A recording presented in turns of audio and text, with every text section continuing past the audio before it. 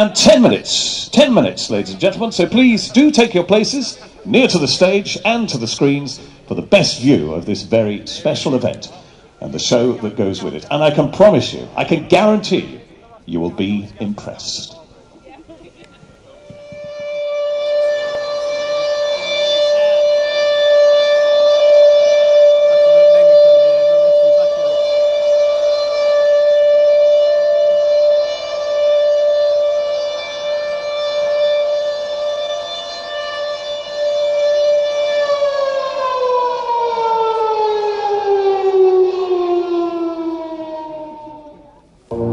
What General Weygand has called the Battle of France is over. The Battle of Britain is about to begin. Upon this battle depends the survival of Christian civilization.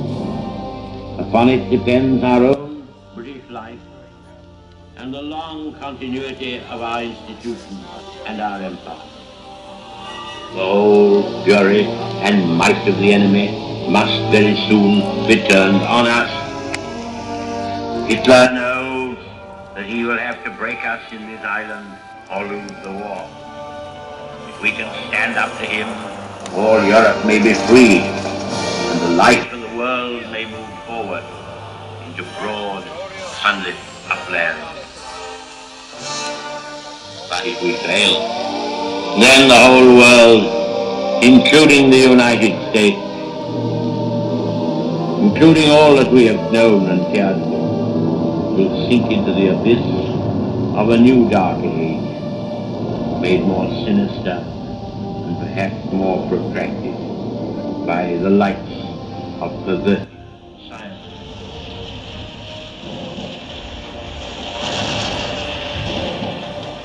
Let us therefore brace ourselves to our duty. So bear ourselves that if the British Empire and its Commonwealth last for 1,000 years, men will still say, this was their finest hour.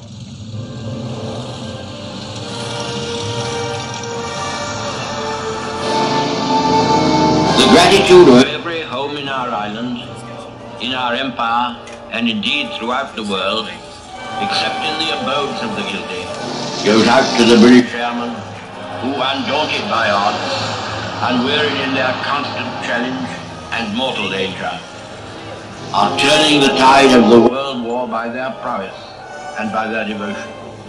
Never in the field of human conflict was so much owed by so many in so few. And when the signal is given, the whole circle of avenging nations will hurl themselves upon the foe, scatter out the life of the cruelest tyranny which has ever sought to bar the progress of mankind.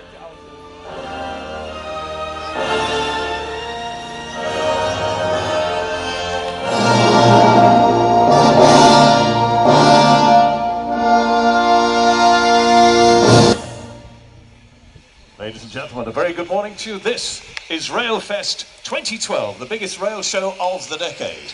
And if you think you've recognised the voice, this is Allan, the voice of the balls from the National Lottery TV shows and the voice of Strictly Come Dancing. And I'm delighted to welcome each and every one of you to this magnificent National Railway Museum, the world's finest, and it's here in the historic city of York.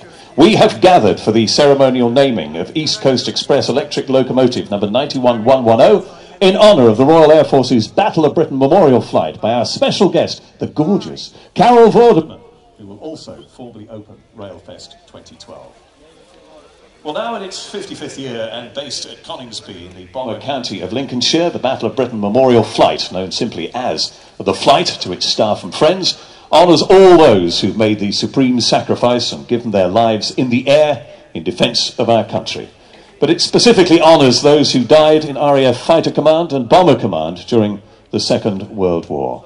Ladies and gentlemen, we have an incredibly exciting show for you, including some superb flypasts by the Flight, the legendary Spitfire, Hurricane fighters, Lancaster bomber, and its workhorse of the skies, the legendary Dakota. But that action in the sky comes a little later on, ladies and gentlemen. For now, let's get on with the show. Will you please welcome one of your hosts, A man for whom the railway was invented, really. Little did they know it. It's my old mate Mucker, managing editor and events director at Rail magazine. Please welcome Mr. Nigel Harris.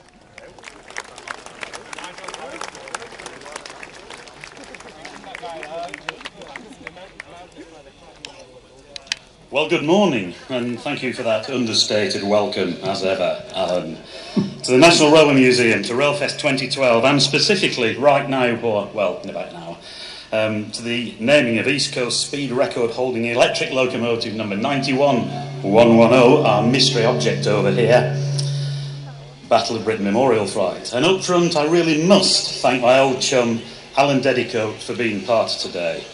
And in case you think he's a bit of a sound-alike, because they are about, it is really you, Deadly, isn't it? It is, absolutely. I'm here and I'm live, and I arrived just before 9 o'clock, ladies and gentlemen, having caught the 7 o'clock from King's Cross.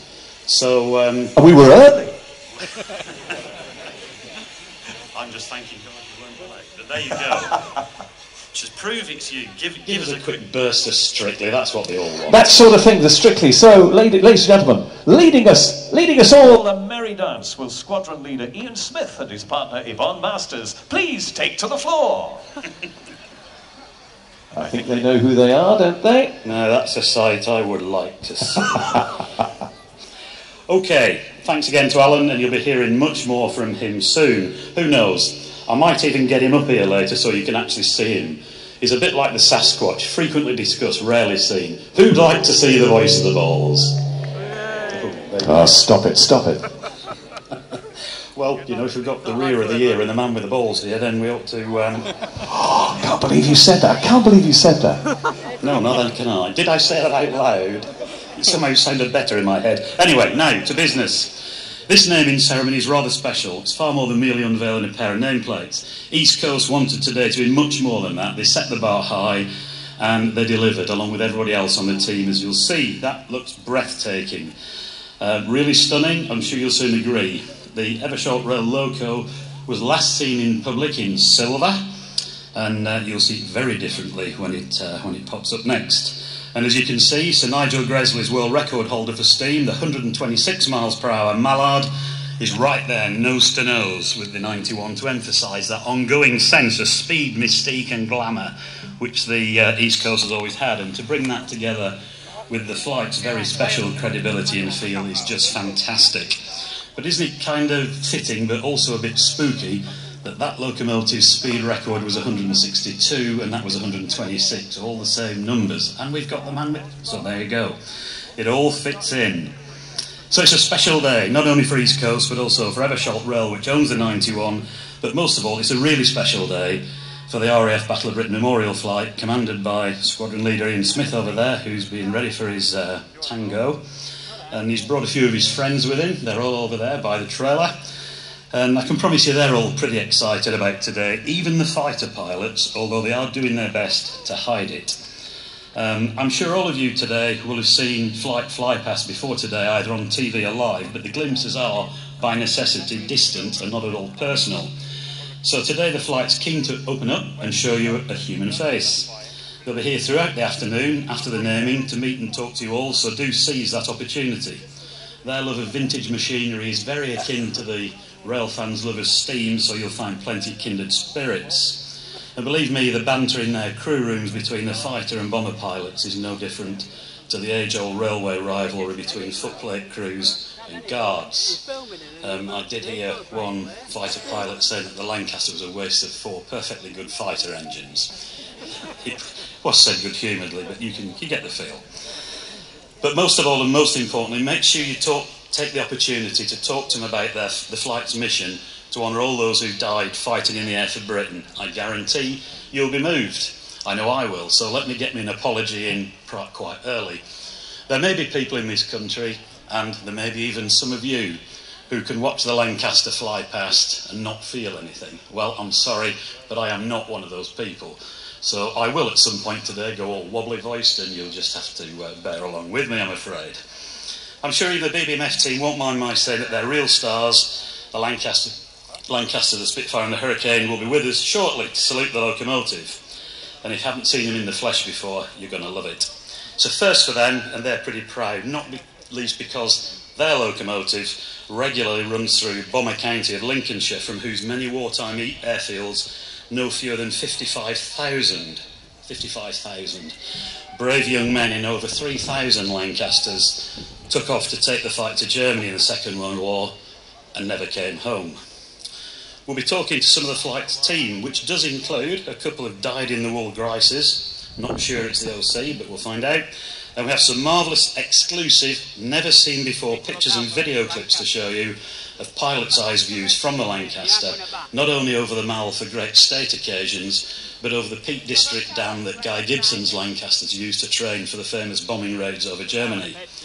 Those raids continue to inspire us all, and they retain their grip on our imagination more than 70 years later.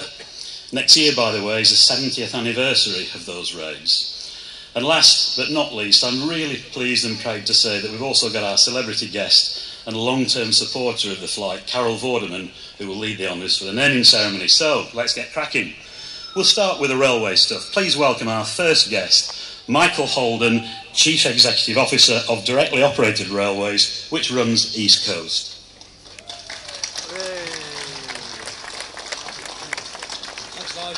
Thanks, Nigel. Good morning. You're very welcome, Michael. So tell me, thank you very much for East Coast cooperation in this exciting venture. Why did it mean so much to you? Well, we're enormously proud to have this opportunity to provide a platform for the Battle of Britain Memorial Flight.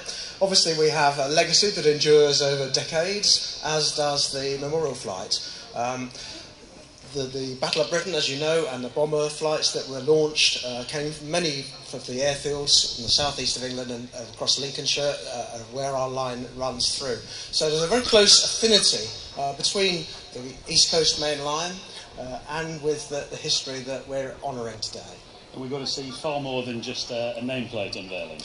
Yes, I think you're going to be impressed. We moved the locomotive under cover of darkness last night from where we've been preparing it for today. It's not just a nameplate. It's what we call in the trade a complete wrap. So the locomotive is going to be displaying a completely new and unique livery, and I think it's going to be the best looking locomotive in Britain. I probably agree with you, Michael. We'll suspend all sort of impartiality for the day, I think. That's great, but I understand you've got a very personal reason as well for wanting to be involved today. I have. When this idea was first mooted last year, I said, I think this is a really great idea. I have a personal motive as well. My father was a Spitfire pilot in the Second World War. Fortunately, he was too young to be in the Battle of Britain itself, otherwise I probably wouldn't be here to be talking about it. But he was involved in the later stages of the war, and in particular was involved in the early work to prove the radar defences, which were so successful in stopping the doodlebugs as they came in across the channel. So he was assigned to fly Spitfires in across the coast from France into England at Dover, and they would stand down one battery of air defences for training, and they'd fly in low and fast across the top of them, and they would see the guns with their ranges coming up to take aim at them, radar assisted. It was quite, I believe, a fairly frightening experience, but never to be repeated. Looking down the business end of an anti-aircraft battery. Yes, quite an unforgettable experience. And it's a pity he couldn't be with us today. Unfortunately, he's got to be somewhere else. He's the other side of the Pennines doing an unveiling in a plaque in a house associated with my forefathers in Keighley. Oh, well, do send him our very best wishes, and I understand there's a personal invitation from our friends at the flight for you to take him over and have a private visit to Coningsby, and who knows, he may get to sit in a Spitfire again. I think he will be absolutely delighted by that. I hope so. Michael, thanks very much indeed. And, thanks, Nigel. We'll see you soon. Okay, thank you.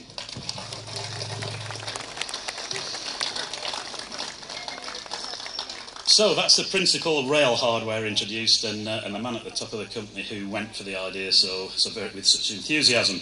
We'll come back to that for the naming fairly soon. Okay, I'm not only very pleased, but actually really proud now to introduce my co-presenter. This man piloted the mighty Avro Lancaster as the flight's bomber leader for the last 11 years of his 35-year career, until well-earned retirement last year. If you've watched BBMF fly past over the Mall and Buckingham Palace at great state occasions any time in the last decade or so, my co-presenter today was probably in command in the pilot's seat. I promise you there is no one better placed to talk to you about the flight, and we're really lucky he's here today to share his unique insights and expertise. He's still very much involved at Coningsby as an ambassador to the flight, and he's the man who came up with the whole Class 91 naming an idea in the first place. So please, make lots of noise for Squadron Leader Stuart Reid.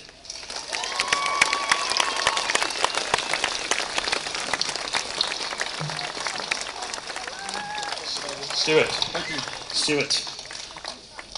Good morning, ladies and gentlemen. Thank you for that very warm welcome. It really is fantastic to be with you all here today. Well, welcome, and thanks for taking the trouble to be here, Stu.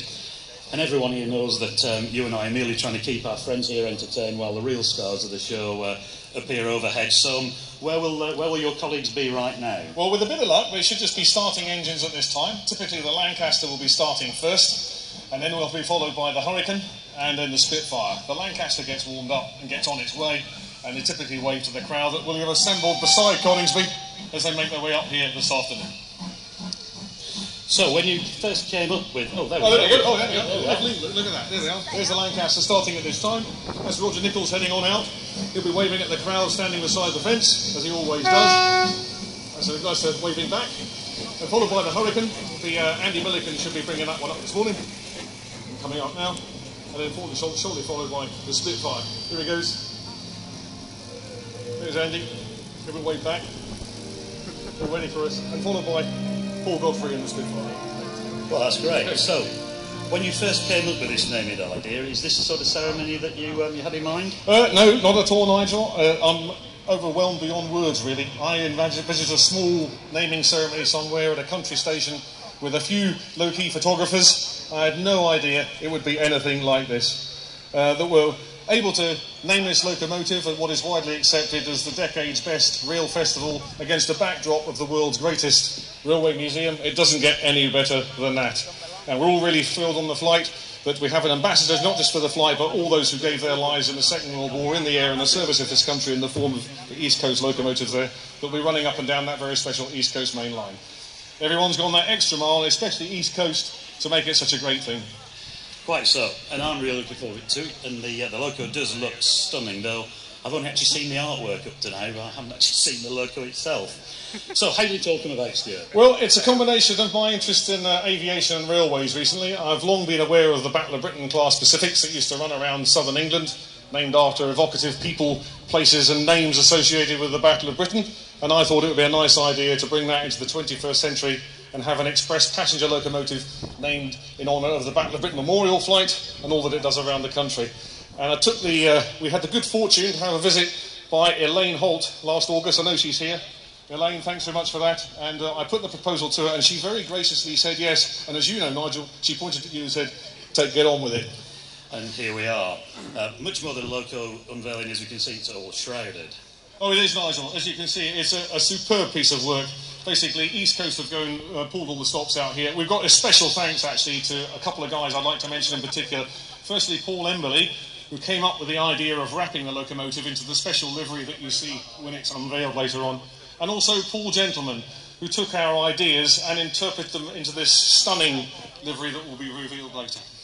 That's great, Stuart. Just tell us a quick about your flying career. We've heard a bit about the end of it with the Lancaster. Oh, crikey. I've been very lucky, really. As a young boy, I had two big interests, as you know, flying and actually railways. There are a couple of others here today, I know that as well. Jack Hawkins and Jim Stewart, to name but two. And, of course, I learned to fly, actually, in August 1974. I won a competition to get 10 hours free flying, and it all kicked off from there. I joined the Royal Air Force in 1975, and I've been very lucky to fly everything from heavily armed fighters to multi-engine four heavy aircraft. Just give us a quick rundown on those then, Steve. Oh, crikey. OK, it all started with my joining Birmingham University Air Squadron back in 1975 on the Bulldog, and then following training went on to fly the Jaguar in Germany with 31 Squadron. When the Cold War days, we were very much against the Soviet threat. That's me standing in front of a Jaguar, and that was part of the Bruggen wing. There were a lot of aircraft there in those days. We had some 60 aircraft, and one of four stations, Gütersloh, Bruggen, Larbruck and Wildenrath, and of course the 380 over there used the same runway as I did, albeit split by about 35 years. And then you came back to the UK? I did, following a quick conversion to the Tornado on 17 Squadron. I then came back to Valley, where I was a flying instructor, and was fortunate enough to go from there on to the United States to train American flying instructors with the American Air Force. Back from there to a flight commander tour on 14 Squadron in Germany. And then I got a bit of a career break, really. Went across the AWACS in 1996. So how did you come to be the flight's bomber leader? Right, I had the very great privilege to go across to Coningsby. I expressed what I did, I told them what I did at Waddington, and said, if you need somebody to fly your Lancaster for you, who'll do it for as long as he possibly can, give me a call. I was very fortunate they did, and I've been lucky enough to do it for the last 11 years. So if you want someone to fly your Lancaster, I'm your man. I'm your man. And they took you up on it? They did. Brilliant. Absolutely super. Marvellous. Anyway, thanks, Stuart. That's all right. We'll be hearing a lot more from Stu as the show goes on. Meanwhile, I want to introduce you to one of the luckiest men on the planet in terms of being paid for what you love doing. I used to think I had the best job in the world, but not anymore. I can't compete with this, I'm sure you'll agree. Please welcome the man with a wonderful job of running the RAF Battle of Britain Memorial Flight as the Officer Commanding Squadron Leader, Ian Smith.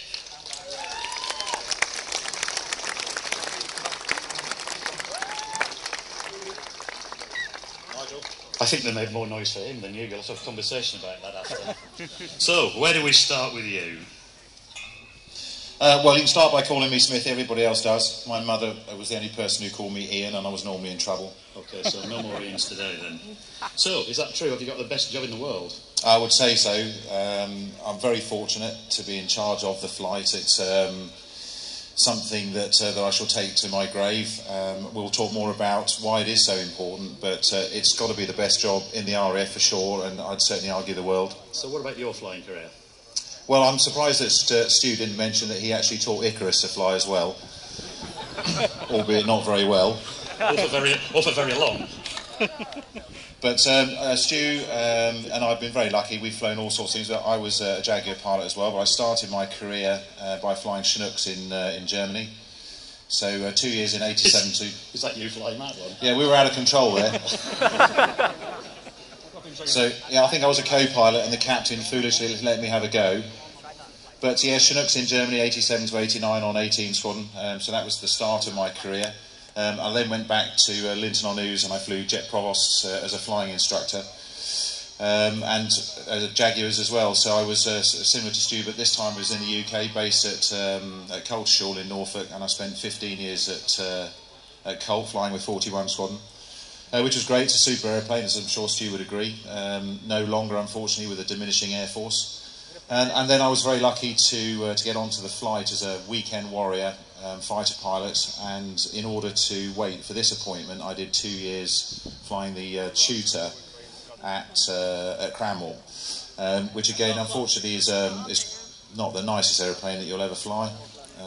It's plastic, and I wouldn't hate to say it's German, but it is. And it's got no guns or bombs. It's got no guns or bombs, but we don't like those things anymore anyway, not at our age. But it was great fun teaching these students, and it's great to be able to bring a kid on from having never flown an aeroplane to the point where he can go off and fly it on his own. And of course, they are the future of the RAF. I've tried to come up with a more sophisticated way of asking this, but I'm sure on behalf of everybody else here, I'll just come straight out with it. What's it like to fly a Spitfire? Every schoolboy's dream. I mean, I don't know when I started. So look, but there's you in full 1940s flying kit. Yeah, we'll talk more about that aeroplane as well, but that picture really, for me, encapsulates everything that we do and why we do it. And of course, for me to be able to be that pilot was an astonishing day, and we'll talk more about it. But it's only a single-seater. Yeah, it is. The first time you fly a Spitfire is the first time you fly a Spitfire. There are two-seat variants. We don't have any. And frankly, I'd hate to be an instructor in the back teaching an ab initio Spitfire pilot. And the fellas during the wartime had scant hours. We're very much more fortunate in that we tend to be at the more experienced end of the spectrum for fellas like Stu and I to fly these aeroplanes. But there is no doubt the first time that you get in a Spitfire is a very exciting time in your life. So that was a bit of a moment on the end of the runway waiting to roll for the first time. I don't think I've been more scared ever. Okay. So, but anyway, that's an interesting comment, given that the flight isn't the first internationally acclaimed display team you've been a member of. Yes, you'll have heard of the warm-up act, the Red Arrows. We like to get them on first just to get the crowd out of the bars and the burger vans and what have you. But no, I was very fortunate to fly with the team from 97 through to 99. And just tell us a bit about that. How do you start off when you actually get on the team? Where do they stick you in that sort of classic formation? I think there's a lot of luck involved in getting into the team in the first place. Yeah, a lot of luck involved. You've got to be in the right place at the right time. But having achieved that, we start high with a very few number of aeroplanes. The first sortie out at 5,000 feet with only 3 aircraft, and we gradually build that number up and also bring the height down. So for those of you guys, and I won't need to tell any one of you here, having watched the team, that to fly 9 Hawks that close together, within literally 8 to 12 feet of each other, all at the same speed, so there's no relative speed, but at 300 miles an hour average, takes a lot of trust and takes a lot of team work to get to that standard, which is why we're world renowned, and I am biased, but we're the best at it. So where did you start in the team, and where did you end up in terms of the formation there? Well, when you first arrive on the team, there are 3 new pilots every year, and we tend to get the slots that are closer to the boss, so that you are in the easier of the slots. So we've got in the 2 slot there, where I'm closest to the leader, so I've only got 1 aeroplane to look at, and then as you get more experience, you'll move out and back down the formation. So in my second year I moved into the 4 slot, which is outside right, and then finally in my 3rd and final year I was in the 8 slot. So of course by now, whilst I am formating on the leader, I've got 2 of my colleagues bouncing around on either side of me. So there's a relative movement up and down of the other aircraft. You'll undoubtedly have seen the videos from in cockpit, and whilst it looks serene on the outside, it's a bit like the proverbial swan on the fast flowing, isn't it? It's serene on top, but paddling like buggery underneath. And it must be really rough. There we go. There's a bit of bouncing around. It must be really rough having to go to the Mediterranean each year to train. Yeah, that was a chore. We spent 7 weeks in Cyprus, and which was very pleasant actually, because we started early. We were on chocks at 7 o'clock in the morning, but finished by 2. So there was a little bit of rest and recuperation at the end of the day. But more importantly, on a day like today, we wouldn't be able to go full. So the idea was that we would train in Cyprus, where the weather was never a factor, and get to the standard that was required before we could go in front of the public. But we also needed to be able to employ a rolling and a flat display, which we can interchange at any stage during the display. So if the boss called it, I'm going flat or I'm going rolling, we knew exactly what we were going to do. Because on a day like today, if they were playing today, we wouldn't be able to do anything bar rolling. So you could tell the Treasury we'd go in there because we get better value for our time. Yeah, it was good fun. We had a lot of fun, and we might have drunk a few bottles of Charlie as well. Okay, so you're 6 operational Spitfires. Are some Spitfires more equal than others? Yeah, Spitfires and Hurricanes, they're all equal. Of course, the poor old Hurricane doesn't get anything like the amount of kudos that she deserves, but the baby Spitfire's got to be the most special one. Tell us about P7. P7, she's the oldest airworthy Spitfire in the world. She was built in 1940 and flew in the Battle of Britain, so she's the only one. And you want to keep the aircraft in the air, the museum without walls? Yeah, it's important. We'll talk more about why it is so important. But the flight is here to honour all those that have given their service or their lives in the service of the air. And we are a museum without walls. And lest we forget is absolutely all that we're about. It says it all, doesn't it? About those gentlemen there who did such amazing things. The aircraft all have fantastic histories of their own. But I understand, excuse the man, we need to talk to you about that, the walking encyclopedia of the Battle of Britain Memorial. Yeah, there's absolutely nothing that this man doesn't know about it. Is that right? Okay, right. Well, thanks for the moment. So I think do stay with us, and we'll talk to you again soon. So, Stu, would you agree with Smithy's comments about the mix of enjoyment combined with a very real weight of responsibility? Oh, crikey, it's very much so, yeah. We're all well aware of these iconic aircraft and what they stand for, and as Smithy says, you have the great privilege and honour to fly them, but then again it's also the weight of responsibility on your shoulders that these are the last few flying aircraft of that vintage in the world. But accidents do occasionally happen, and we have a picture there. This is in 1991. One of the aircraft was on its way to Jersey Airshow and had a problem with an engine stop before he could make it onto the runway, and he crash landed, and that was the result. The aircraft has, however, been rebuilt. The pilot escaped with minor injuries and is back in the air now. Just minor burns and a broken ankle out of that. Yes, that's right. That's very, very lucky indeed. What they say about any landing that you walk or hobble away from, yes? Is that right? Indeed. Smithy, can we have a quick word with you again? Engine failure, it must be the fighter pilot's biggest peacetime worry. Yeah, of course. I mean, you know, we joke about the fact that the Lancasters are wasted 4 Spitfire engines, but I'd be very grateful for the other 3 when mine stops. But the aeroplanes are very genuine, but the engines are built to an enormously to modern standards, and we employ modern oils and modern detection failures. So we've got a very reliable engine builder, and you know, touch wood, bar the hurricane incident that you've seen, we've been very fortunate since. We train extremely hard to be able to cope with situations that demand where the engine to stop. But touch wood. You actually have to sell a Spitfire. Oh, here we go, chaps. We're back to where your colleagues are up to now.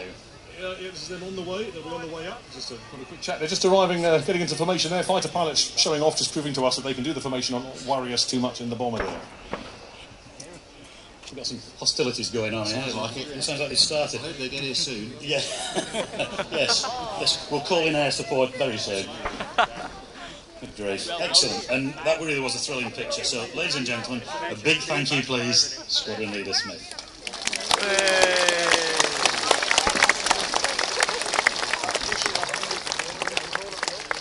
Okay, ladies and gents, I'm going to keep this short because time is pressing. In approximately 12:45, you're going to see 3 of the most iconic aircraft ever to have graced the skies in this country, followed at 13:15 by the 4th, which will be our Dakota ZA947. They'll initially form 3 individual fly paths, and then they're going to form together into that classic Battle of Britain Memorial Flight 3-ship formation that you should see overfly, and they'll be coming in and over York Minster later on. The Spitfire then, the one you're going to see this afternoon is AB910. It's a Mark V. It was built in 1941, served in the war for approximately 2 to 3 years, participating in the Dieppe raid and also on the Normandy beaches flying cover patrols. It left service and then was retired with Vickers, moved on fairly quickly, and it was flying as an air racer and a display aircraft while it was working with that company. It came to the memorial flight in 1965, following retirement from then. Next up, we're going to have the Hurricane LF363. That was the aircraft that we talked about earlier that actually crash-landed at Wittering. It was rebuilt. It was a design taken forward from what was a biplane. If you want an aircraft to fly fast, you've got to do things like remove a wing and retract the undercarriage, which is exactly what they did with the Hurricane. And it entered service in 1944 with the RAF, very late on in the Second World War. And actually was then, because the Hurricanes were very much declared obsolete at that time, they were scrapped very quickly, but the decision was taken to keep one and preserve it, and that was one of the founder members of the Battle of Britain Memorial Flight in 1957, and has been in service, apart from the minor altercation at Wittering, ever since. Next one is going to be the Lancaster, my personal favourite, PA474. You've heard of the 3 Tenors. Well, we're going to present to you this afternoon the 4 Merlins. This one was built in 1945.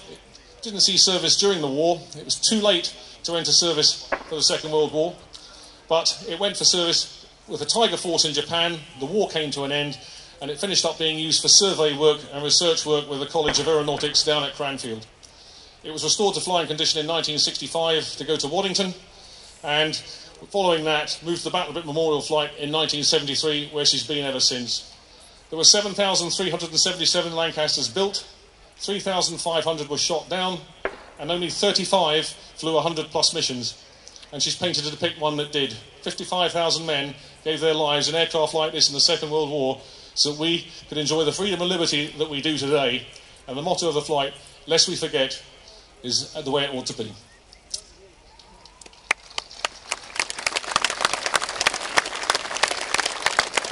Okay, thanks, Stuart. And I'm sure that will enhance everyone's enjoyment when the aircraft arrive, as well as reminding us once more why lest we forget is so important. But I have to ask about this, and I think we're going to need Smithy back for this. Is he still around? Has he done a runner? I want to do pick up a bit more about this fighter pilot, bomber pilot stuff. Wasted 4 perfectly good Spitfire engines. It was kind of a laugh, but how does all this come about? Is it a real sort of thing in the Air Force? What's that, the banter between the 2? Oh yeah, all that corner there. Yeah, we do. No, it's any organisation. Excuse me. Any organisation has rivalry, especially the services. I mean, working stand all afternoon taking the mickey out of the army and the navy, and I'd love to do so, but yeah, great banter between the two. Of course, Stuart's a Jaguar pilot as well, so he's a real fighter pilot. He's just, as he got older, he slowed down a bit, so we had to give him something that was a little bit more sedate. Fighter pilots, they take all the glory, we always get the blame. Is that right? So, yeah, no, we're at one of the 1,000 or so events you're going to do in this Jubilee year, and that's a number that's rising each year. Sounds to me like a lot of work for 70-year-old aircraft. I've always understood that single-engine aircraft are banned over London, so what special dispensation for the flypast we see with the Queen? What's the procedure for those? Well, there's certainly great care is taken in making sure that the risks are addressed, and there's no doubt that were we to lose an engine over London, then there'd obviously be some trouble. We couldn't stick it down on Hyde Park because, you know, when you get to the bottom, somebody's bound to be down there having a picnic. And it wouldn't perhaps spoil my day, but it would certainly spoil theirs. So there is a period of time where we would have to put the fighter in. If the engine stops sort of on the there's a 2-minute window in the middle of London where if the engine stopped, we'd have to stick it in the Thames. Which is probably unsavoury. I imagine that having successfully vacated the aircraft, you'd probably like to get run over by a tugboat or something, so it would be an ignominious way to go. That's the sort of unofficial arrangements you've got among yourselves. Well, it is. It is. Unfortunately, we have to. We have to have a plan, and the plan is, God forbid, the engine stops over London, then we're going to plop it into the Thames so that we don't upset anybody on Hyde Park. Well, let's hope it doesn't happen. Yeah, amen. Absolutely. Could you tell us just a bit about how the flight sort of operates today? You're not in a sort of special site here, and you are a perfectly ordinary working part of the RAF. Indeed, a full squadron in the Royal Air Force, and we're very proud of our heritage. And the Royal Air Force's greatest battle honour was the Battle of Britain, but we've been in all sorts of scrapes ever since. And Coningsby is one of our main operating bases now, operating Typhoon, which is fully blooded now, having been out to livery recently. As the photograph depicts, with Tashel Castle in the background. The aeroplane is has been late in arriving, and it's been over budget typically for the Ministry of Defence. But we're very proud of our future, or our past rather, our current engagements, and indeed the future. We've got aeroplanes on quick reaction alert all the time, looking after us so that we can sleep well in our beds at night. We've got just a few pictures there in the hangar at Coningsby, which I've been lucky enough to visit. It is a very special place. Excuse me. Yeah, it is. The only chap in the world who's got 6 Spitfires, a Lancaster, a couple of Hurricanes. Yeah, it's a great hangar, isn't it? I mean, it's interesting when we get visitors from all over the world who do come into the hangar. They're very jealous of that. There you are, cleaning a Hurricane, but just so you... Yeah, I can't believe that's photoshopped. Because the fella down by the Ramble Park here, he wasn't there. I'm sure he wasn't. I'm not sure what he's doing, actually. No, I shall... I took that picture, and that's the first time I'd spotted that. But anyway, sorry about that. Nigel, I'm very grateful for you mentioning it in front of 10,000 people. OK, look, thanks ever so much. That's really good to know. We'll see you again later on. OK, Stu, those London flypasts. The Queen's your Commander-in-Chief. Cheers. The Royals always appear to be very happy when you pass over the palace. What's it like from your point of view? I mean, is there time to enjoy it, or are you so... Yes, we are a bit. We've got to get the timing absolutely right. Finding Buckingham Palace might seem a very easy thing to do, but London's a very built-up area, and it's not very easy from the air to find. There is lots of development over the city. You do have the major landmarks like the Gherkin and the NatWest Tower in the city, but there is... let me just show you exactly what it's like when you see it from the front end of the Lancaster. There you go. Now, this is approaching Buckingham Palace. The Thames is the good line-up feature there. We're actually using the north side of it. You can see 2 bridges coming out there. The far one is the one that leads into Charing Cross. We'll talk more about that later. And Buckingham Palace is actually just right above the nose there, just about to disappear under the nose.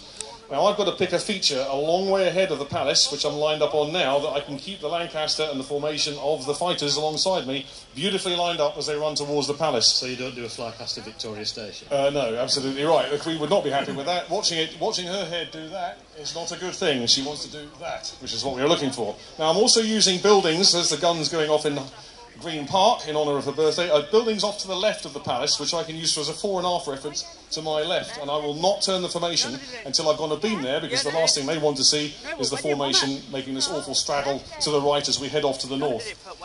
Focusing now on the long-range distance objects to keep the aircraft in the formation bang on line as we go down the Mall, and looking also, glancing left at the references to my fore and aft positioning on the palace before I start the turn, which is happening now. and I've got to get the aircraft fairly quickly heading away to the north, because behind us and coming up very, very fast are some other aircraft.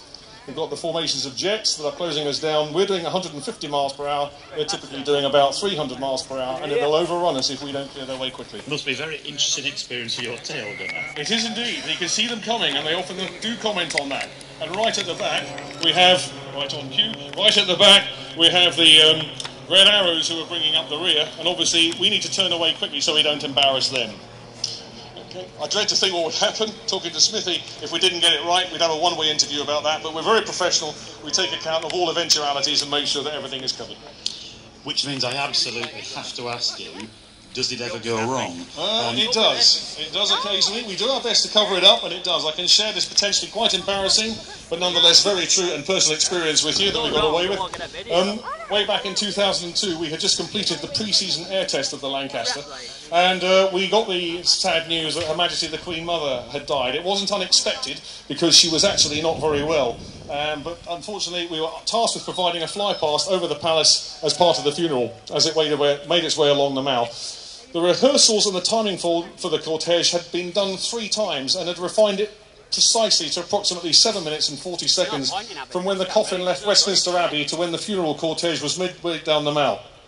And we had to be right over the top with the Lancaster. We had an observer strategically positioned who would relay a message to us when the Queen Mother was halfway down the Mall, and specifically when the coffin was leaving Westminster Abbey. That was the timing cue. 7 minutes 40 seconds. We set off. We were on time. We got ourselves positioned east of London, and we're sitting holding. We got the timing cue, and we went. Off we went down towards the palace. Just like in that movie. Absolutely. Except, as I'm looking forward into the Mall, I'm supposed to be seeing a funeral cortege making its way up it. There was absolutely nothing. And to our horror, we could see that we were about to overfly. Very public spectacle. She was not going to be there. We kept going nonetheless. Overflew the palace. Now, the critical thing, the brief, was we only could make one pass. And as we came off with nothing there, we were all gutted because we'd failed in our mission. I came off and I thought to myself out loud, well, we could always go around again. And the station commander who was in the front said, do it. And I thought, crikey, I better think quickly now. How am I going to get back round? I looked down, and there, I couldn't believe it, being a railway enthusiast, was Paddington Station. And I was actually... That gave me the clue. Thank God for the Great Western Railway. It was indeed. And being a railway enthusiast, great, I know where I am. The navigator looked at me and said, I hope you know where you're going. I said, I do now. Because I saw that and I knew the positions of the others in relation to each other across London. So I flew the formation from Paddington Station, around across Euston, past King's Cross St Pancras. And when I got to King's Cross St Pancras, I looked to my right for the Thames to see Charing Cross at the north end of Hungerford Bridge, which is near to the start of the Mall. I came round 2.5 minutes later, and there was Her Majesty the Queen Mother's funeral halfway up the Mall. So we achieved what we set out to achieve, and nobody knew that was a mistake. They thought it was all part of the plan. And it was all thanks to a train spot. It was.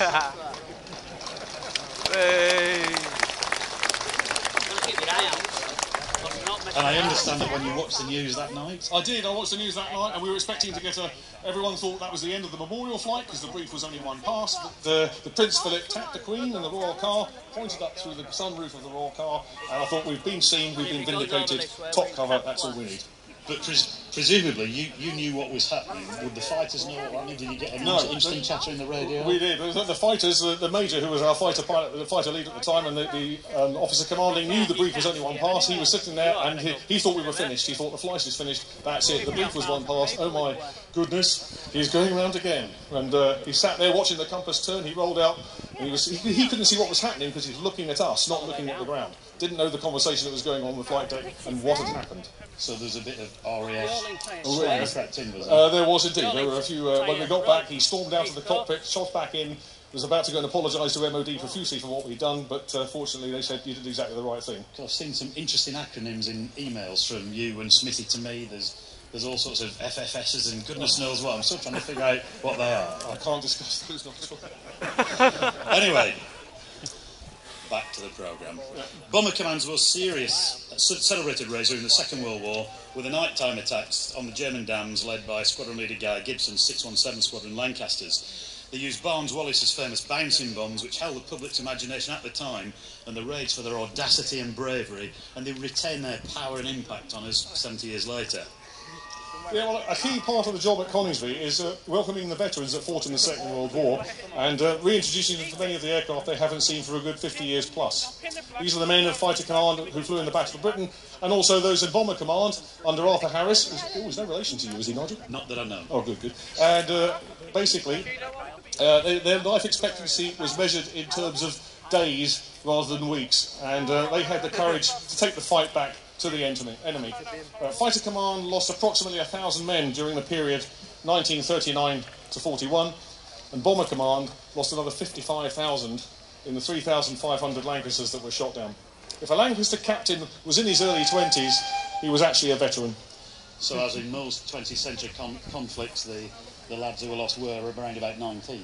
Oh, they were. We had, as you know, there was some news coverage not so long ago of some poor, unfortunate individuals in Afghanistan, 19 years of age. That was the average age of the fighting men during the Second World War. Well, in that single raid on the dams, 8 Lancasters and 56 men were lost on one single night. And those raids demanded not only backbone and courage of the highest order, but it also called for the most incredible precision flying.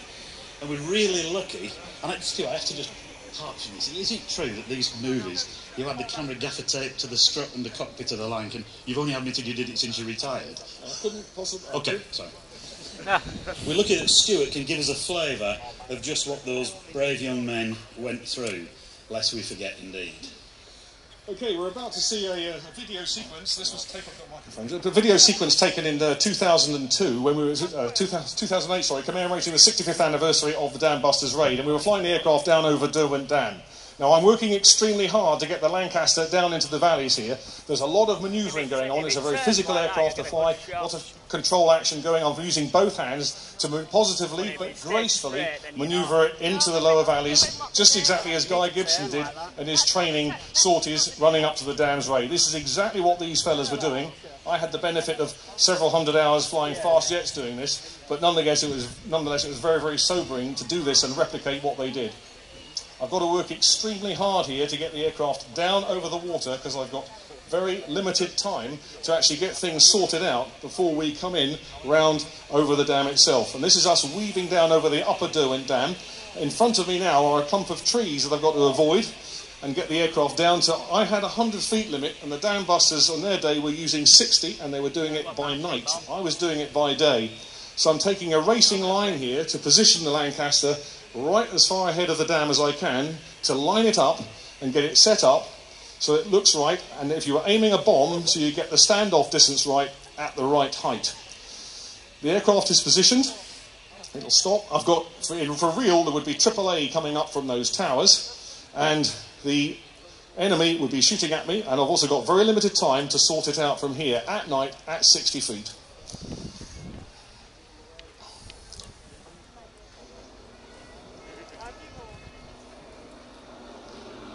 Running in, at the time.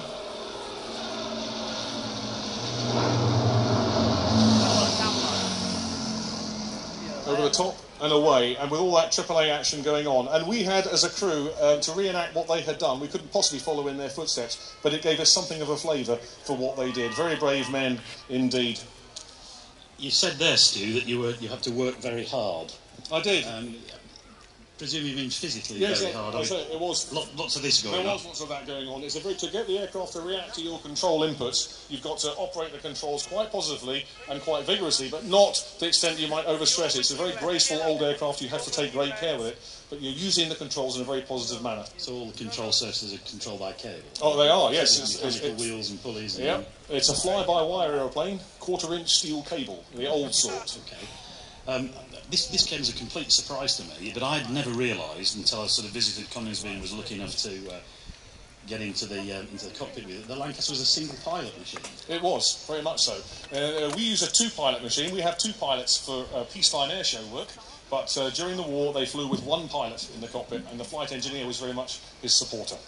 So he was a second pilot? He was indeed. He could help the pilot in the event of incapacitation to help get the aircraft down. Because there is actually only one pilot seat, isn't there? It's sort of the jump seat type arrangement. There is. The flight engineer would pull up a little, what looks like a garden chair by modern standards, and he would attach it to the left-hand side next to the pilot seat, Ordinarily, during the start-up and the pre-flight checks, he would be moving around on the flight deck, assisting the pilot, getting the aircraft ready for flight. But once he was ready for takeoff, he would put himself in the seat, because the pilot would have to spend all his physical effort, especially a heavy war-loaded aeroplane full of fuel, full of bomb load to get it airborne. He's got a lot of work to do to get it into the air, and the flight engineer would be controlling the powers for him. So fully fueled, fully armed Lancaster weight? Yes, oh crikey. You're talking getting on for 70, 80,000 pounds. And having lucky enough to be in that cockpit, there's just one relatively thin piece of plate in the back of the pilot's seat. That's the only protection. It is. It was the only protection he had. It's folded down, but it used to fold up behind him to protect him, because obviously enemy fighters would attempt to come round behind and shoot through the cockpit to actually take out the flight crew. That was if you could shoot them, you've got the aircraft down. He had the only piece of armour plating on the aircraft. The only piece of armour plating. And how long would those missions be, on average, from Bomber County to industrial Germany and back to the raids? Well, it would vary depending upon where they were going. If they were going the far side to East Germany, there could be order of 10, 11 hours. But if they were going nearer to the Dutch coast, you could be 6, 7 hours. So that's between 6 and 11 hours in an unpressurised aircraft, one man flying a 80,000 pound weight aircraft, which requires a lot of physical effort. A lot of physical effort. Absolutely exhausting. Yeah, they were. And the threat of being shot at as well. I mean, there was always the threat of German fighter activity. There were night fighters coming up behind them, and it was a real threat. And it was very physically exhausting, but very mentally exhausting. Well, thanks for that, Stu, because it really does set a real sort of perspective on it. We've all seen the films of the officers stood on the control tower waiting for them to come back. You can really understand why when you know what they're going through. So thanks ever so much for that. That's really brilliant. OK, that puts Bomber Command's courage and skills into really sharp focus and keeping a sharp eye on the clock. It's time to get our VIPs up here. Other VIPs, Nigel. Other VIPs. Yes. Thank you, Stu. Yes, the other VIPs. So, will you please welcome to the stage National Railway Museum Director Steve Davis, MBE, East Coast Managing Director Karen Boswell, and for the third time, make lots of noise for Squadron Leader Ian Smith. Smiffy. Let's have you back up here.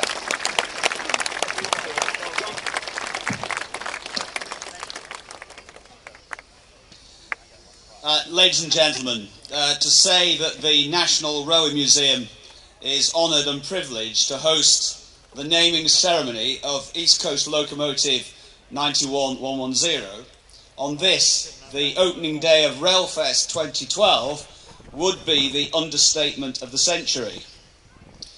In our minds, there can be no finer and inspirational duty than to help continue the powerful and highly symbolic relationship between railways and those whose duty is the defence of our country.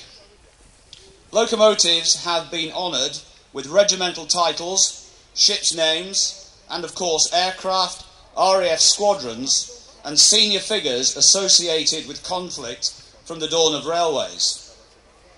We are, of course, exceptionally proud to be the custodians on behalf of the nation of Battle of Britain class Light Pacific Winston Churchill, which was entrusted with the task of hauling the great man's funeral train in 1965. It is therefore fitting that today's ceremony marks what I believe to be the culmination of a mutually beneficial partnership between the National Railway Museum, the Battle of Britain Memorial Flight, East Coast and Bar Media. Over the last few months, we have worked very hard to deliver this quite spectacular Railfest launch event. And this has helped to reinforce in my mind why there has always been such a close relationship and rapport between railways and the military. Both are structured organisations who rely on high levels of training, team spirit, self-discipline, and above all, a high degree of mutual trust. The driver of a train travelling at very high speed on the East Coast Main Line, responsible for the safety of hundreds of passengers, commits himself to full line speed without hesitation. He does this in the knowledge that his safety is very much in the hands of signallers, track teams and many others whom he has never met and is unlikely ever to meet. Yet he trusts that they have done the job they were trained to do and will not let him down. Without this trust, both in the institution which trained him or in his fellow employees, the railway simply could not operate. The situation is identical in the Royal Air Force. A pilot flies his aircraft to the very best of his ability, but has to trust that the flight engineers have done their job, that those who have planned the mission have taken all factors, such as hostile air defence, into account, and that the air traffic controller is on the ball. Just like the railways, without that high degree of mutual trust, team cohesion and absolute determination to see the job through, the RAF could not operate efficiently either. We are therefore very proud to play our part in reaffirming the strong bond which has always existed between railways and the military. We are doubly excited that not only is 91110 being given a new name today, but it's also the UK record holder. So it's no coincidence that Mallard is here today to add poignancy and historical context to these proceedings. Both locomotives are East Coast thoroughbreds, and I'm sure that once the covers are off, you will agree that they look so right together. Finally, I'd wish to pay tribute to all of our partners who have helped to deliver Railfest. This is truly a spectacular railway gathering, and I hope you'll enjoy your day. Will you now please welcome East Coast Managing Director, Karen Boswell. Thank you.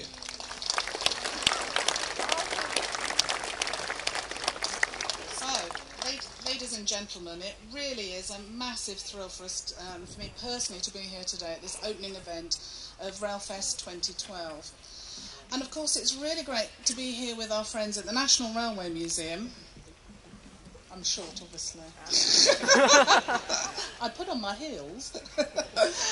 in our own backyard of York Station, one of 12 managed stations on the East Coast Main Line. And in fact, I'm very proud to be able to say the 2011 National Rail Awards winner of Britain's Best Large Station. York, of course, is the operational home of East Coast, and it's also one of the most important railway junction cities on the British framework across the British rail network. And in fact, the first York railway station was a timber building on Queen Street, opened back in 1839 by the York and North Midland Railway. The present station was opened back in 1877, and a fantastic statistic here is that at that time it would have made it the largest railway station in the entire world. What a fantastic testament. Many changes have taken place on the site over the last century, and the former Motive Power Depot and Goods Station now house the National Rail Museum where we now stand today. East Coast has continued to invest in the station since 2009, and we also work closely with our partners Network Rail on site, and so it really does feel like home for us. Since we became the custodians of East Coast back in November 2009, we've done a huge amount to turn around the company, and we know that our efforts are starting to transform East Coast once again into a really great train company. But we're also very conscious of the part that we play and the company has played in Britain's railway heritage. And that's one of the reasons that we decided to reinstate the tradition of naming locomotives that ply this historic route linking the capitals of London and Edinburgh. And for me, that makes today's train naming even more significant. We're really proud to have teamed up with the Royal Air Force Battle of Britain Memorial Flight on this Jubilee Memorial Flight, and to the National Rail Museum, and of course to Rail Magazine for their support, and of course for all of you coming along today. So without further ado, I'll hand over to Smiffy.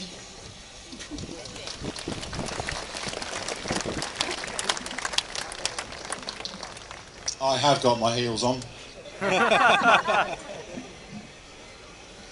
On behalf of the Royal Air Force and the Royal Air Force Battle of Britain Memorial Flight, it's a pleasure to be here representing my team. I am only the ship's captain, and what I mean by that is I don't steer it, I don't navigate it, I don't put the sails up and down. I am literally the figurehead that is responsible generally when the boys are in trouble. And it's a team effort. So we've heard a little bit about the history, but if I might just put some meat on the bones, the flight was formed in 1957 at Royal Air Force Biggin Hill. And by the end of the war, all of these, what are now iconic aeroplanes, were surplus requirements, and in light of the advent of the jet age, these aeroplanes became very quickly obsolete. There were a few that were kept as hacks, and they were flown around by those pilots that still enjoyed flying them, but they weren't necessarily properly maintained. The paperwork was certainly in fairly poor order, and a very wise man decided that it was appropriate that they should be held in high regard. By the end of the war, we were doing ceremonial duties, both for the battle and for Bomber Command by flying over London. And that is one of the key aspects of our operation even today. So the flight evolved from 1957. It had a Hurricane, which is the one that you're going to see today, LF363. She is the last Hurricane that was ever delivered to the Royal Air Force, and she has been on our charge ever since. And we started with 3 Mark 19 Spitfires, 2 of which we've still got on the flight. And as we mentioned earlier with Nigel, the 3rd one was sold in order to pay for the rebuild of the Hurricane. The flight then moved to Horsham St Faith, which is now Norwich International Airport, and stayed there for very many years, and then finally moved to Royal Air Force Coningsby, which is where we are today. There are 4 strands to my work, and that of my flight. The first one is commemoration. It is important for us as a nation to remember all of those people that paid the ultimate sacrifice by giving their lives so that we can stand here as free men and free women. Of course, the name of the flight, which is now synonymous and will never change, was the Battle of Britain Memorial Flight, but the advent of the Lancaster meant that it was important that we not only recognise those pilots and people who were lost during the Battle of Britain, but more importantly, as mentioned, the 55,573 members of Bomber Command who voluntarily took the war to Germany and never returned. It's also worthy of note that 15,000 further members of Bomber Command were wounded during those operations, and a further 10,000 were taken prisoner. That was 2/3 of all those members of Bomber Command that were trained, and it is really worthy of note that they were all volunteers. So that's 55,000 members of Bomber Command who never came home. Ever since then, we've even thought it's more important to recognise all of those that have paid the ultimate sacrifice in the service of the air. Our cathedral in London is St Clement Danes, and the nominal roll of all of those who are no longer with us is 120,000 people. So we are a memorial to commemorate all of those people that have lost their lives. It's equally important to recognise those that are still alive, and of course those veterans who are still with us, from Geoffrey Wellham, who was the youngest fighter pilot in the battle at 18 years old, to those veterans who still today in front of me paid enormously in order that we can stand here as free men and women. So it's important for us to be able to recognise those fellows as well, boys and girls. And of course it's not often said that we lost a lot of people in this country as well. 25,000 people were killed in the Blitz in London. Every city in the country was hit by the Luftwaffe during the advent of the battle, and it's a team game. I couldn't do my job without my engineers, without my admin staff, without my ops staff, and again the country could not have survived if it hadn't been for all of those people that were farming and building, anything from aeroplanes to tanks to everything else. So it is very much a team game. The commemoration side then goes on to ceremonial, and you'll know that we did. We've been to Windsor already to see the Queen about a week ago, and we're going down to see her again on Tuesday in order to celebrate the Diamond Jubilee, which we're extremely proud to be able to participate in. Last year, you will have recognised that the Royal Air Force Battle of Britain Memorial Flight flew down the Mall in order to show off to the country, and it was very coincidence that that Prince William and Kate got married on the same day. And there were 2 billion people watching us, and I think Will and Kate enjoyed that spectacle as well. So ceremonial is important to us as well. We're also a display team. We like showing off, fighter pilots more so than the bomber pilots, but it's something that you'll undoubtedly have seen us around the country. We take the aeroplanes far and wide. One of our Spitfires, AB 910, has been as far away as America, although we didn't fly her out there. We took the wings off her and put her in a transport aeroplane to get her out there. That's about as far as we've been.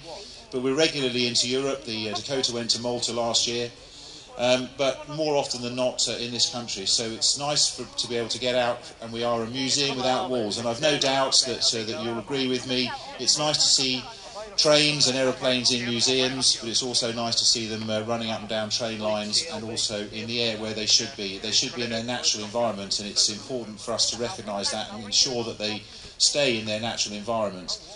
And the fourth strand, which is equally important, is that we're a recruiting tool for the Royal Air Force. We are very proud of our heritage, but we're equally proud of what we're up to now, and we want young men and women in the country to look up at us and to be inspired in order to come and join our organisation. And as I mentioned earlier, even now there are men and women who are fighting for the cause in Afghanistan, more recently Libya, and even now there are aeroplanes on quick reaction alert. Within 3 minutes we could have a fully armed Typhoon airborne in order to go and intercept what would be described as an unnecessary or unwanted visitor.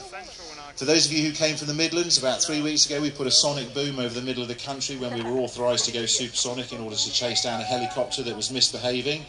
And apparently there was a huge uproar from the fact that we were rattling windows in the middle of the country. My vote would be that we do it daily to remind everybody that we are there protecting the UK airspace. And of course we've got the Falklands airspace to defend as well, and sovereign airspace. So we're very proud of our past, but we're equally proud of our future. So that hangs some meat on the bones. It's going to be a very special day for us. All of my colleagues, it's going to be interesting for me to be on the receiving end of this, which is going to be quite shortly. And I'm looking forward to that, because more often than not I will be sat in a Spitfire or a Hurricane on the wing of the Lancaster, which again is a privilege in itself, but utterly delighted to be here today. Thank you to Stuart and to Nigel and all of those people that have put a massive amount of effort into to get us to where we are today.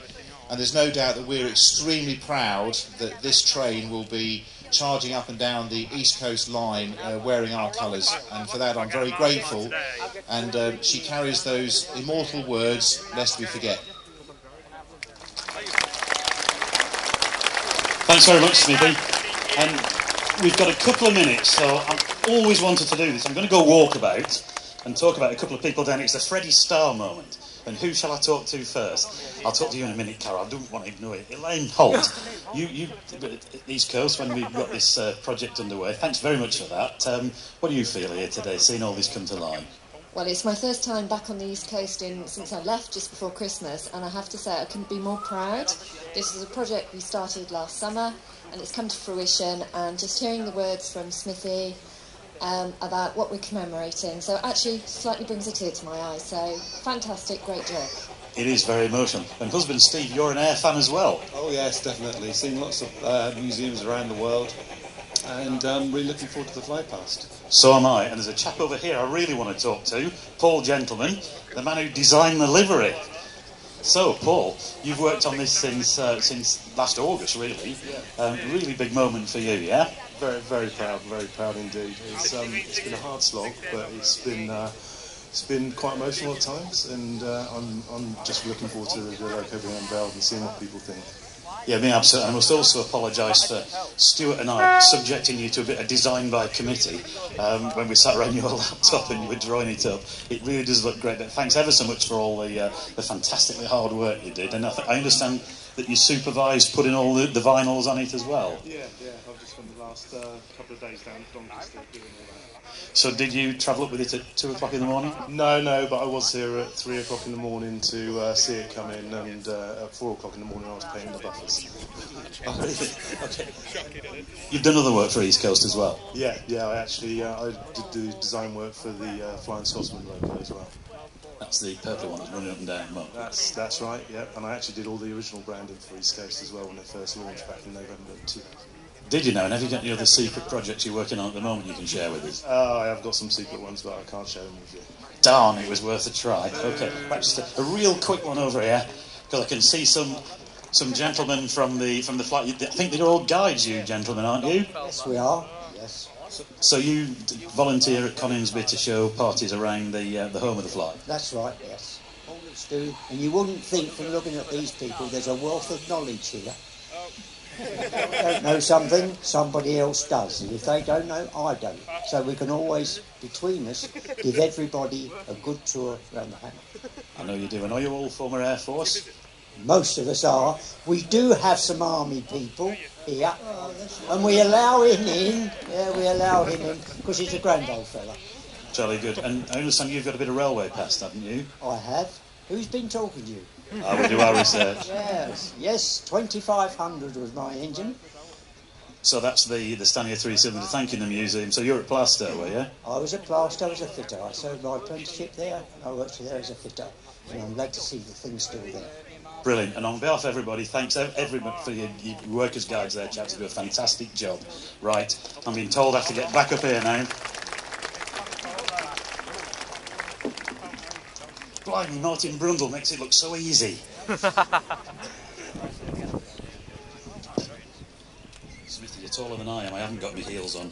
OK, right. Let me turn the pages of his script to get to where we are. It is that time. It's now my very great pleasure to introduce you to our star guest. This lady is known to you all, I'm sure.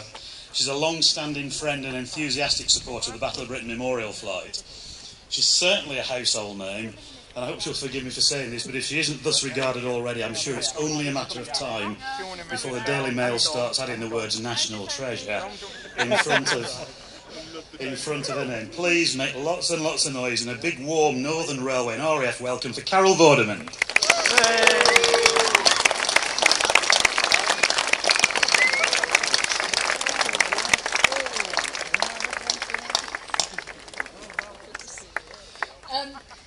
Oh my goodness me, I didn't realise there were so many people. Can I take a photo of you taking a photo of me, please? Is that allowed? Have I got time? Absolutely. Okay, now, you just hold that.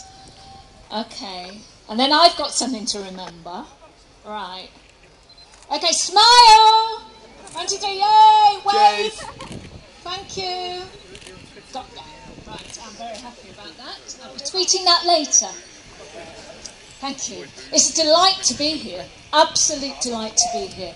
And Yorkshire is very close to my heart because, of course, as many of you will know, we recorded Countdown in the Yorkshire Television Studios in Leeds for 26 years. And Richard Whiteley, Mr. Yorkshire himself, obviously I worked with until his demise in 2005. And Richard's partner, Catherine Apanovich, is with me today. And it's lovely that she's here, and it's sort of doubly appropriate because, of course, we're in York, Mr. Yorkshire, and Catherine is from Leeds. And Catherine's father fought in Bomber Command during the war, a Polish gentleman who flew with Bomber Command. So just it's all evocative, and it was wonderful to come into Leeds Station yesterday. And it was the first time I'd been back to Leeds since I finished on Countdown, so I'm a bit emotional. Our aeroplanes are very nearly here with us. Carol, I understand that you've worked with Allan Dedicoat before. Oh, Voice of the Balls. Oh, yes! How are we, Allan? How's your clock? It's going all right at the moment. We've got just over a minute. Just over a minute. In fact, less than a minute to go. So stand by. Until our first... Until our Spitfire arrives. Keep an eye on that clock on the screen. That's an old friend of yours. An old friend of yours. Countdown set. You loved that. Yeah, it's a bit scruffy behind though, but a bit bumpy. Used to do right, here we go then. Look. So we're going to count down, aren't we? We are. Started. Oh, the clock is running, Carol. How long is it going to go round for? 30 seconds or a minute? So we should count them just down the 30 from 10, seconds. We're going to count down from 10, yes. exactly. The button. The button. Everybody. And on 0 we press the button, is that right? To unveil? Absolutely. We unveil. And an aircraft arrives. 4, 3, 2, 1, and 0! Ladies and gentlemen. Oh, that's so beautiful. That is superb. And if we look over in this direction? And ladies and gentlemen, so is this superb. Oh, isn't that beautiful? Wave!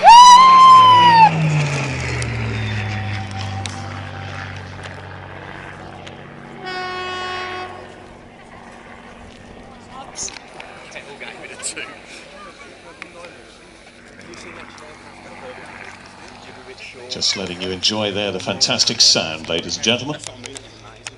The arrival of the Spitfire as we name the East Coast Locomotive 91-110 Royal Air Force Battle of Britain Memorial Flight.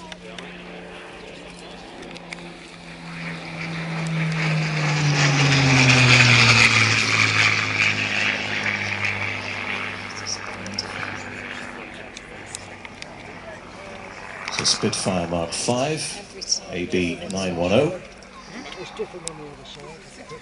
Veteran of the Second World War, flown today by Wing Commander Paul Godfrey. Back he comes.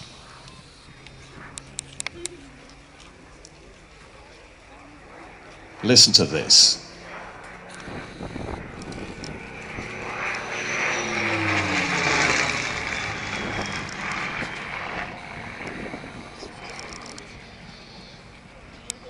Former Harrier pilot who routinely flies the RAF's latest fighter, the Typhoon, ladies and gentlemen, does Paul. Lovely sound of the Merlin engine. Round she goes. And back she comes.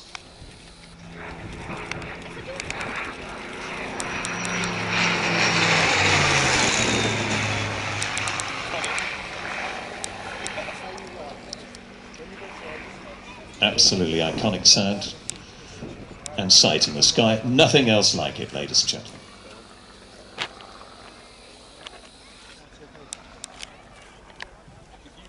Now, keep your eyes peeled if you would.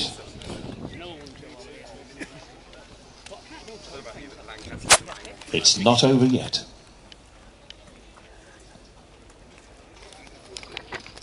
Here she comes. A little something for you here.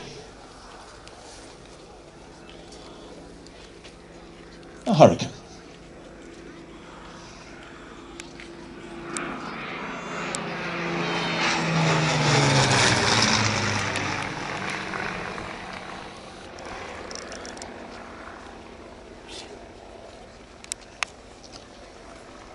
Hurricane Mark IIC LF363, flown today by Squadron Leader Andy Milliken.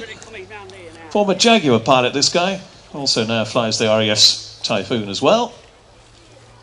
Some of which have been based at Northolt recently, keeping me awake in the afternoon, ladies and gentlemen, when I needed to sleep. But for all the right reasons. Here we go again.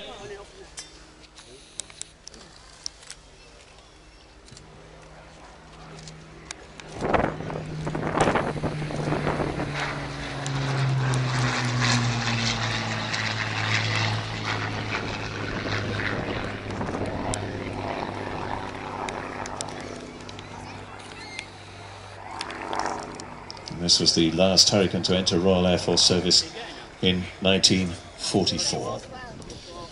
These guys fitting us in on a very busy day for them. They squeeze in as many displays and appearances as they can into a busy operational day. Today it's the turn of Railfest 2012.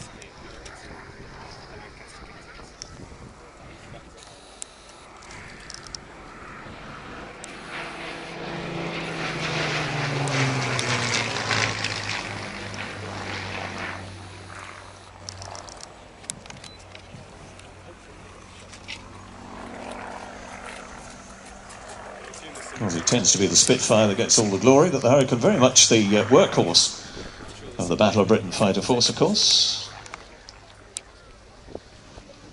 Next, Lancaster. Once more, I think, if they don't mind. I'll have the song in the Merlin engine if we may. Once more is Lancaster. Lancaster bomber.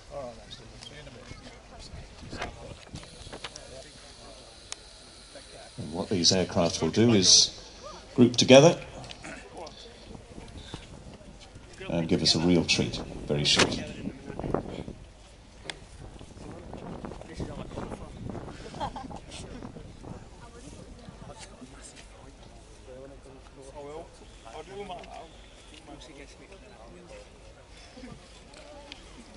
Keep your eyes peeled, ladies and gentlemen.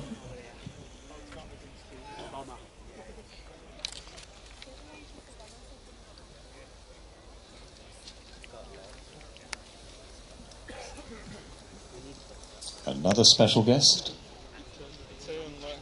soon to arrive. Look at this.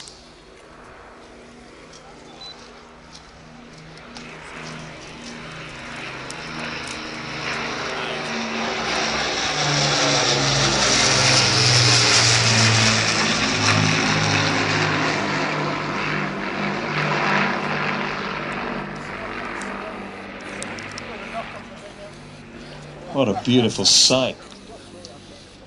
Lancaster B1 PA 474. 4 Merlin engines. Flown today by Flight Lieutenant Roger Nichols, Central Flying School multi-engine instructor at RAF Cranwell. His co-pilot, squadron leader Jamie Watson, Hercules pilot from RAF Bryce Norton, and the flight engineer Master Andrew Archie Moffat. 216 Squadron Tri-Star flight engineer, and also from Bryce. Swinging on round and coming back to join us at Railfest 2012.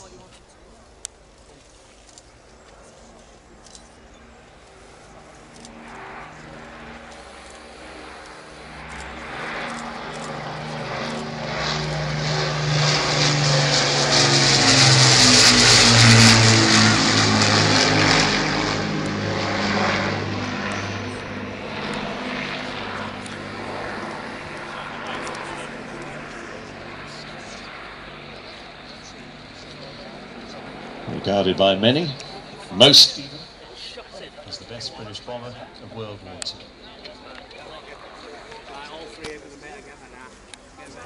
Took the war back to Germany and helped bring about the defeat in 1945. A lot of history and a beautiful aircraft.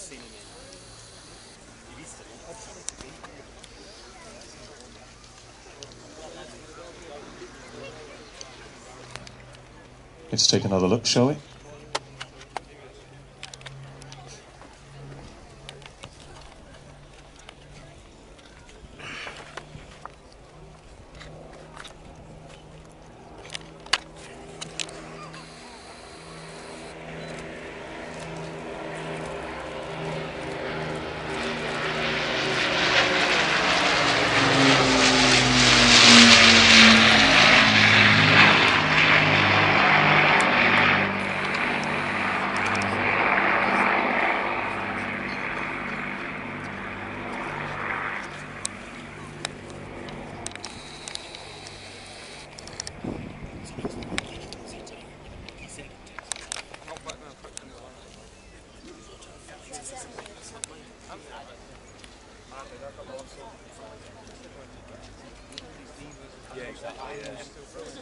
Built in 1945. Joined the flight back in 1973. Do a little something special for us over the skies of York.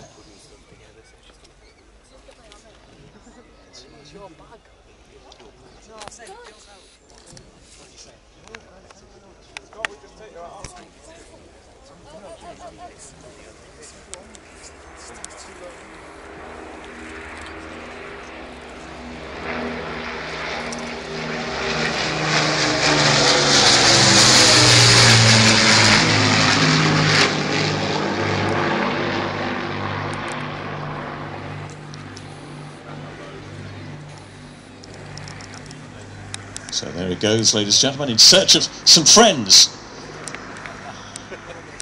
I think they'll find them in that general direction towards the Minster. As they do that, ladies and gentlemen, look at the locomotive. 91110. Look at the artwork on that, ladies and gentlemen. That is going to attract a lot of attention for East Coast. Beautiful. Royal Air Force, Battle of Britain, Memorial Flight. There she is. You will see that rattling between Edinburgh and London, ladies and gentlemen. Remember, you saw it first. Right here today at Railfest 2012. On right through till the 10th of June, so if you've enjoyed what you've seen today, come back, whatever you do. And don't forget too, we're raising money today for the flag, so do have a go at the raffle. £5 a ticket, ladies and gentlemen. Champagne, chocolates, and that fantastic framed print of the Jubilee fly past. And in a few moments, a little fly past of our own. Not bad conditions, not too hot, not raining. Cloud not too low. Ideal.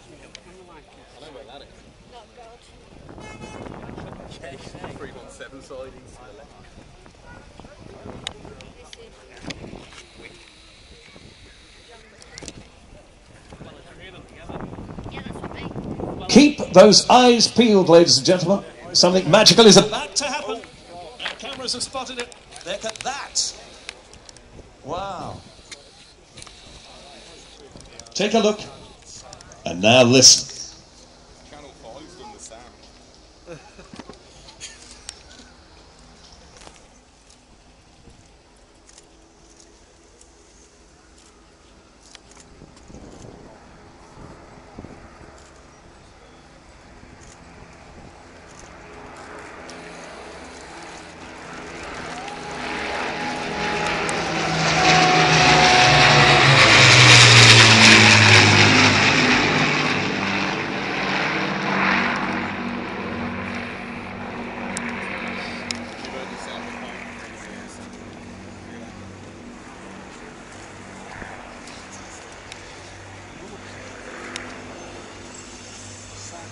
Was it me, or did the ground vibrate? Did the earth move, Carol? That's the thing. Did the earth move?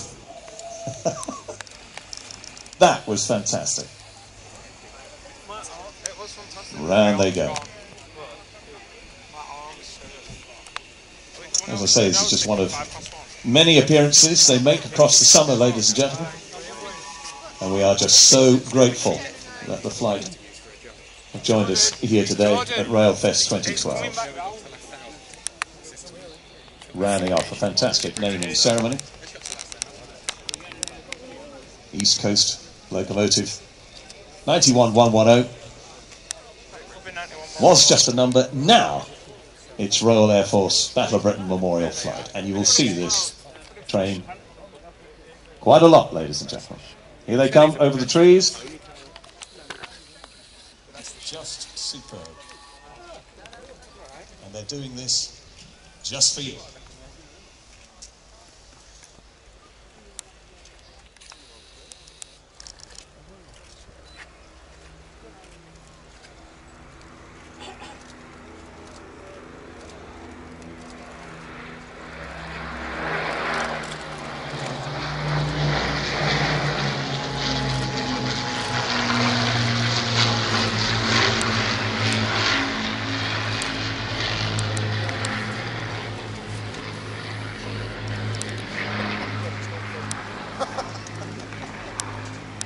I hope you're getting photographs of these guys.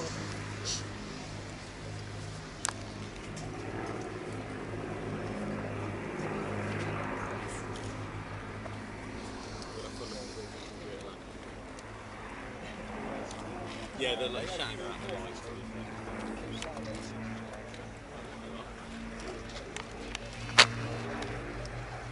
Wow, look at that. That's a tight turn. I bet it is. If you're on a normal aircraft, the drinks would have gone flying by now. Here they come, ladies and gentlemen. Wow, look at this. Let's give them a round of applause. Let's hear this. Come on.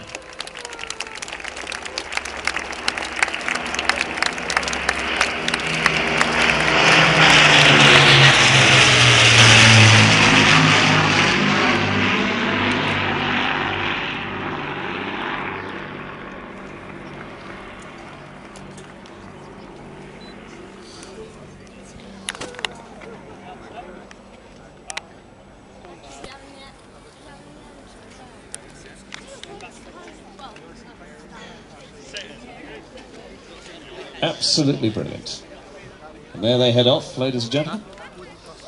Now let's rejoin Nigel Harris. How could you not be moved by that? As I said, I apologise in advance, but that was just an incredible sight. Will you now, and sound of course, will you now welcome back Karen Boswell, who's going to introduce the blessing for the locomotive. So please stay with us. Wow, I need to lower this again.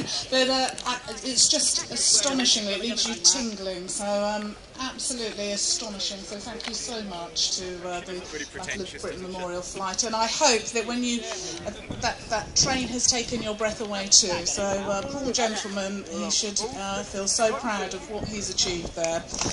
Really, really fantastic.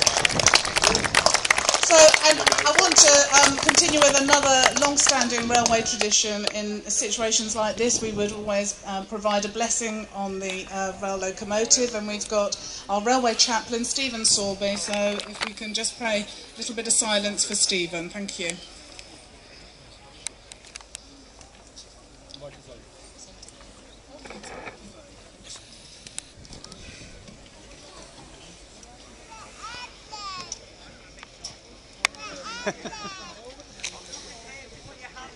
So, there we are, a microphone on its way, ladies and gentlemen, to bring you the sounds of this blessing.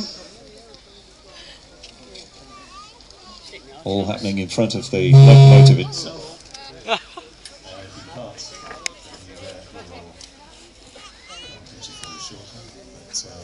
You'll certainly hear in a moment the blessing. Thank you. Can you hear me now? You can hear me now. I'll have to try and not get water on this now. To be here to do this. So it's very pertinent to me too. My grandfather was killed in the Second World War, so I think for many of us, in relation to today, it's been incredibly special, but also incredibly emotive. Without further ado, we'll start with blessing this new Battle of Britain train. The God of glory sent his Son into the world to gather those who were scattered. Whatever brings us closer together is thus in accordance with that plan.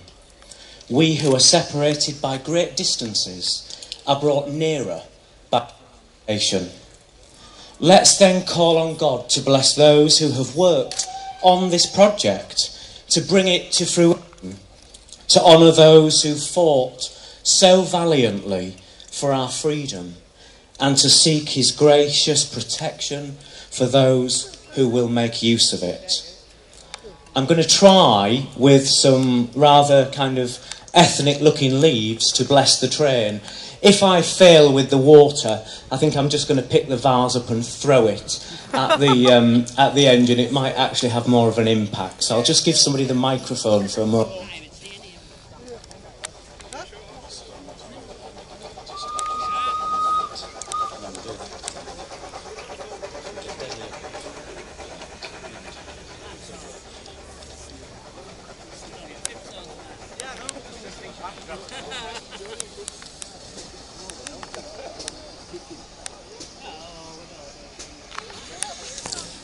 And now, O God of boundless mercy and majesty, neither distance nor time separates us from those that you watch over. Hear our prayer, Lord, and bless this Battle of Britain train with your powerful hand. Send your holy angels to accompany it and to protect all who travel with it from harm. By your grace, be the guide going before those who drive it, those who will work on it, and be the companion who sustains them on the way. Show your faithful servants who use this vehicle the way of salvation. May they, helped by your grace, become strong in good works and be brought to life eternal when the many chances of life's journey are done. In the name of Jesus Christ, our Lord. Amen. And just a few prayers for the railway. We give you thanks for all those whose efforts have made this engine to be a means of transport. We offer our prayers for the work of East Coast, and we give thanks for all that it does for the local economy. We pray too for the National Railway Museum, and especially as it hosts Railfest. In particular, we ask for blessing on all those who work within the railway industry, giving much time and energy for its benefit. As our Lord was a companion to the disciples on the road to Emmaus, may we be blessed on our journeys, and may he be our guide. And finally, we remember with gratitude and with love those who fought in the Battle of Britain and in the Second World War. We take a moment to reflect on those who lost their lives in service to their country, who gave their tomorrow for our today. And we just minute silence to remember those people, but also our current troops fighting overseas for our freedom and for our safety.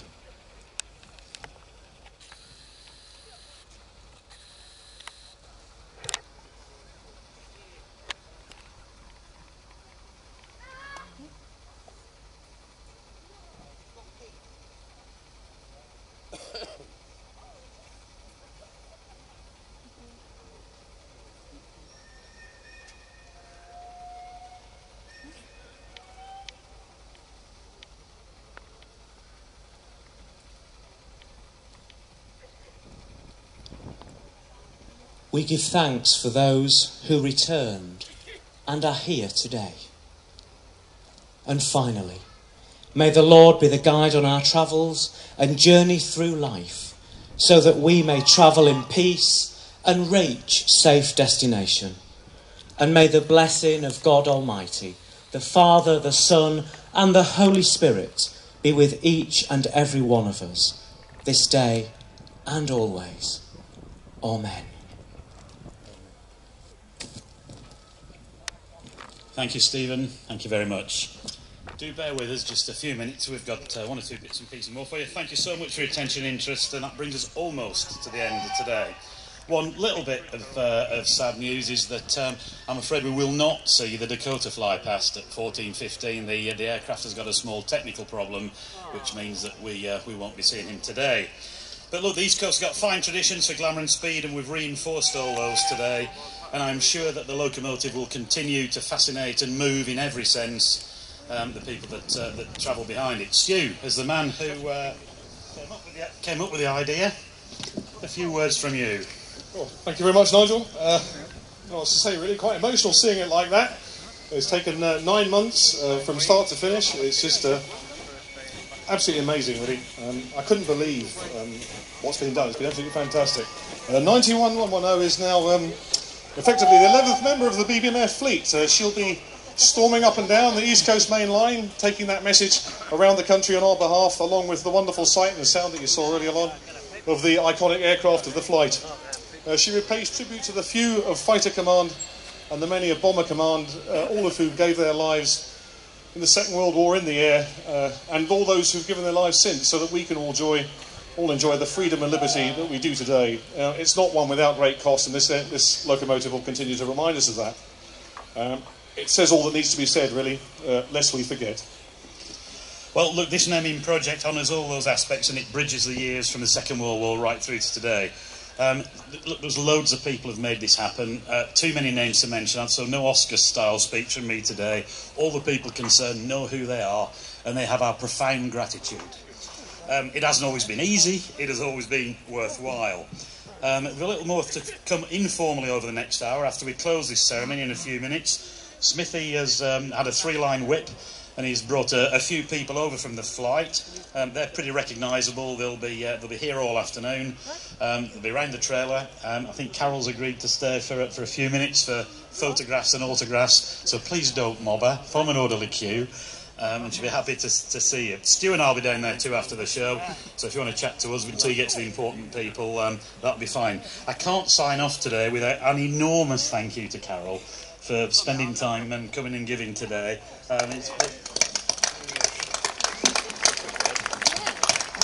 It's It's actually a great privilege to be here, and I pass my thanks, my personal thanks also to everybody who has made this possible. And it's very emotional, I think, for all of us, isn't it, to see the three-ship fly past, and we've been very privileged. We'll see more today. We'll have seen more today, the Battle of Britain Memorial Flight, than the Queen will on Tuesday, on this fantastic Jubilee weekend. I have been working with some of the RAF charities for some years now, and it is a great privilege to be able to do so.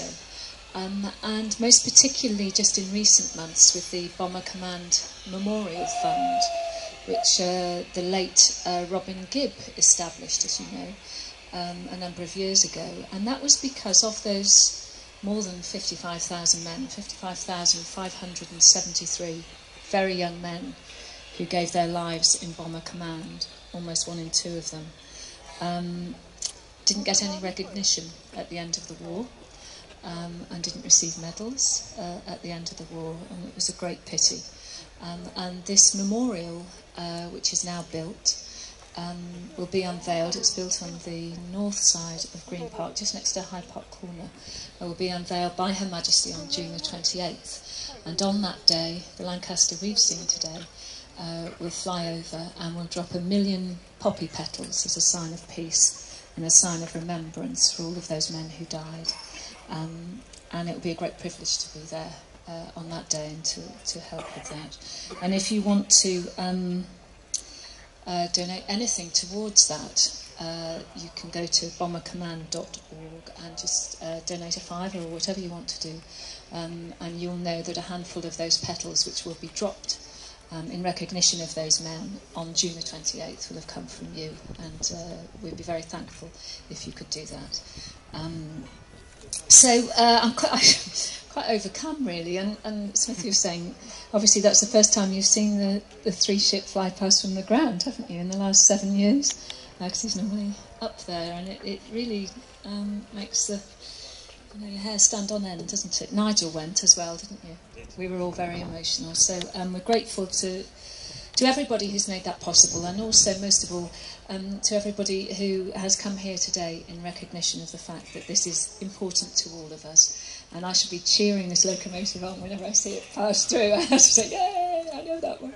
And King's Cross, I haven't been to King's Cross for about 2 years. Isn't it beautiful now? It's absolutely stunning, yeah. Very pleased to have gone there yesterday. So, thank you for having me, as my mother always taught me to say. Am I going to do the honours? Oh, well, it is my great privilege that I have been asked to perform the task, my final task today, and declare that Railfest 2012 is now well and truly open. Thanks, Carol. And there's just one very last thing to do, and that's one last word of thanks. And you all said you wanted to meet him earlier, so here he is, the voice of the board. You see, I crept up onto the stage. I didn't see you. No, you didn't. So no, Wogan's right. You just materialised. I did that deliberately, absolutely deliberately. My big thank you, ladies and gentlemen, is to the guys of the flight, because 12 years ago, I was the one who commentated on BBC One on the River of Fire in London, London's River of Fire. And I also commentated, ladies and gentlemen, on the arrival of Concorde as it was supposed to fly over the London Eye. So it was great to come here today and have something that actually appeared. So thank you, gentlemen, for that. Absolutely. It's been a fantastic day. And lovely to see Carol again. Lottery favourite. Excuse me one moment.